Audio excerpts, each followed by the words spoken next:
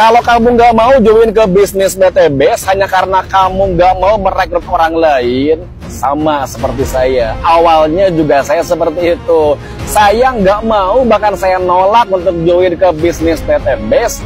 Karena ketika saya join, kerjaan saya itu harus merekrut, dan merekrut. Saya paling gak suka, saya paling sebel, bahkan saya paling benci kalau ada bisnis yang kerjaannya merekrut orang lain, merekrut banyak orang.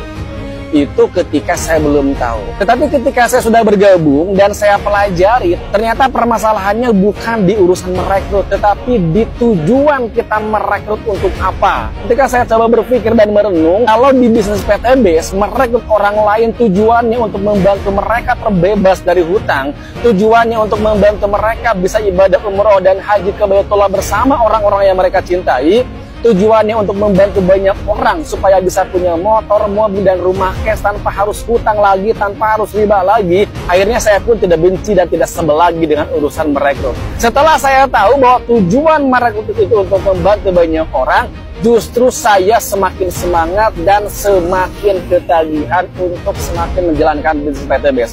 Semakin banyak orang yang saya bantu di bisnis ini, semakin banyak orang yang tertolong melalui tangan-tangan saya di bisnis ini, ternyata saya semakin banyak mendapatkan kemudahan dan semakin mudah saya mewujudkan impian-impian saya di bisnis PTBS ini untuk terbebas dari hutang dan riba.